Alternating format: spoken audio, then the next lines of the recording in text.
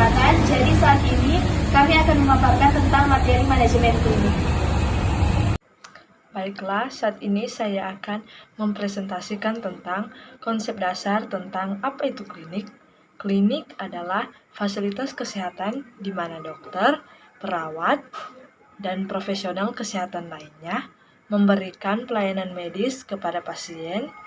Mereka menyediakan diagnosis, perawatan, dan pengobatan untuk berbagai kondisi kesehatan, mulai dari pemeriksaan rutin hingga penanganan masalah kesehatan yang kompleks.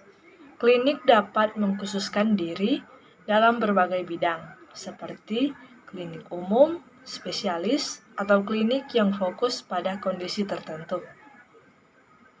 Selanjutnya, ada jenis-jenis klinik. Jenis-jenis klinik itu ada dua. Yang pertama, klinik pratama dan klinik utama. Klinik pratama adalah klinik yang menyelenggarakan pelayanan medis dasar. Sedangkan klinik utama adalah klinik yang menyelenggarakan pelayanan medis spesialistik atau pelayanan medik dasar.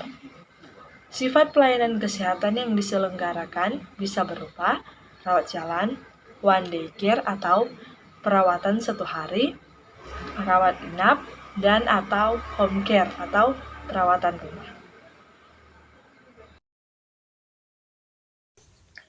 Perbedaan klinik, puskesmas, dan rumah sakit. Klinik dimulai dari praktek pribadi dokter, bidan, atau tenaga profesional lain, sampai klinik bersama di mana beberapa dokter atau profesi kesehatan melakukan praktik bersama.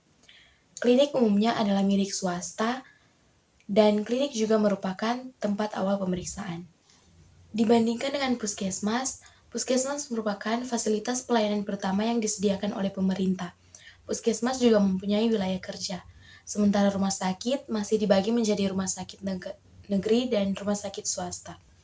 Selain itu, peralatan kesehatan di rumah sakit umumnya lebih lengkap daripada puskesmas dan klinik, dan juga pelayanan medis atau pelayanan gawat darurat, serta farmasi, laboratorium, dan lain-lain. Baik, saat ini saya akan mempresentasikan apa saja peran klinik dalam sistem kesehatan. Yang pertama ada pelayanan kesehatan primer.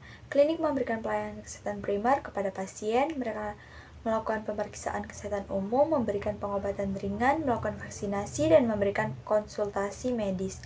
Yang kedua ada pencegahan dan promosi kesehatan.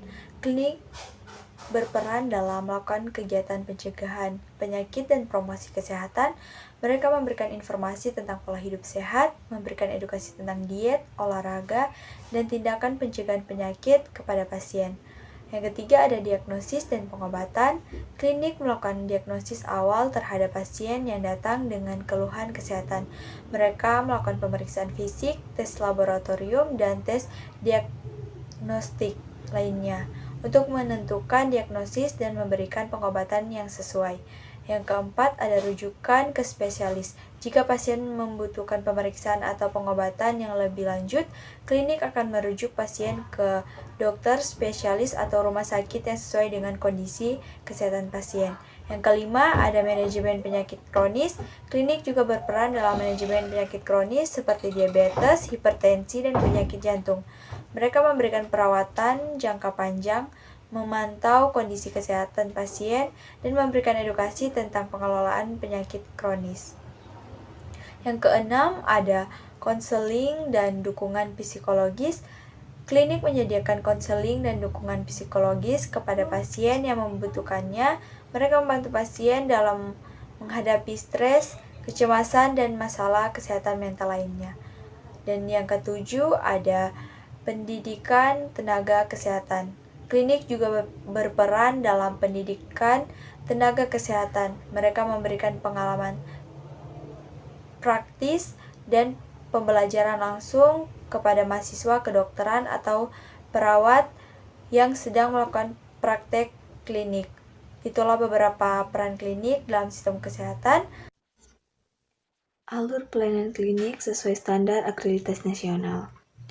Dalam peraturan negara pelayanan medis dasar atau medis spesialistik di Indonesia dapat terselenggara difasilitasi pelayanan kesehatan seperti klinik, di mana keseluruhan manajemen dan alur pelayanan kesehatan pasien di klinik umumnya akan ditangani sekaligus dipantau oleh salah satu atau beberapa tenaga medis, seperti dokter dan tenaga kesehatan tambahan lainnya, seperti perawat dan bidan, baik itu di tingkat klinik pratama, klinik modia, klinik utama, atau klinik paripurna.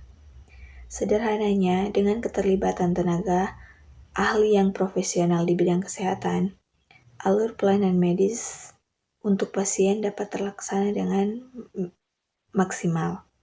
Dan bahkan dari perencanaan dan strategi penerapan layanan kesehatan yang ada, klinik dapat beroperasi dengan baik dan terpadu untuk seluruh tenaga medis dan standarnya yang bertugas serta pasien, sehingga tak jarang juga akan mempengaruhi kemajuan, kredibilitas, serta pendapatan atau profitabilitas dalam manajemen bisnis, klinik, dan masa mendatang. Standar alur pelayanan klinik merujuk pada suatu tolak ukur yang berguna sebagai panduan penyelenggaraan pelayanan kesehatan di ruang lingkup klinik, serta sebagai acuan penilaian kualitas pelayanan klinik dan janji klinik sebagai penyelenggara fasilitas pelayanan kesehatan yang terpadu, cepat, mudah, dan terjangkau untuk masyarakat.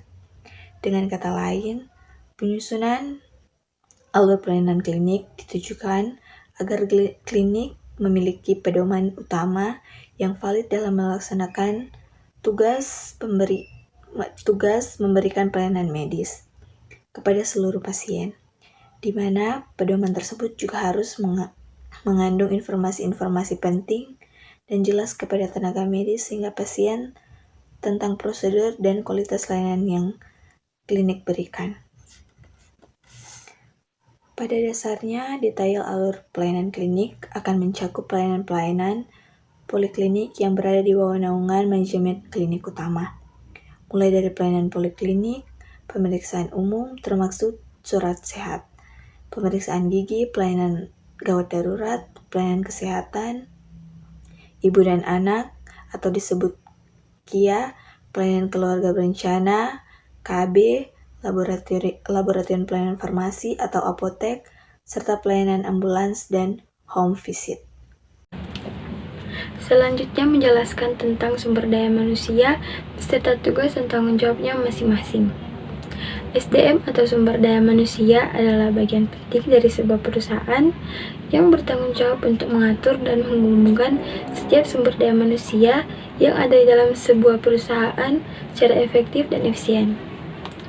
Tugas dan tanggung jawab manajemen SDM yaitu yang pertama, perencanaan. Perencanaan yang merencanakan tenaga kerja yang sesuai dengan kebutuhan perusahaan agar lebih efektif dan efisien. Yang kedua, pengorganisasian yang membagi kerja karyawan, hubungan kerja, delegasi wewenang, dan koordinasi. Yang ketiga, pengarahan yang mengarahkan semua karyawan untuk bekerja secara efektif dan efisien.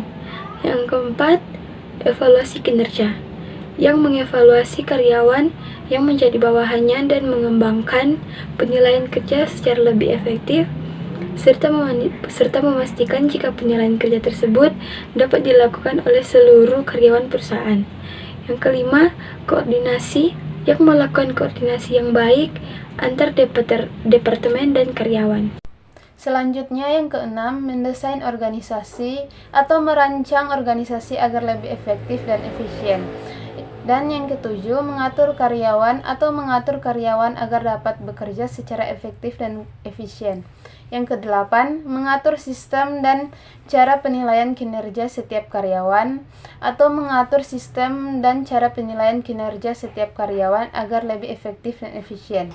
Yang kesembilan, mengembangkan potensi yang dimiliki oleh karyawan dan juga organisasi atau mengembangkan potensi yang dimiliki oleh karyawan dan juga organisasi agar lebih efektif dan efisien.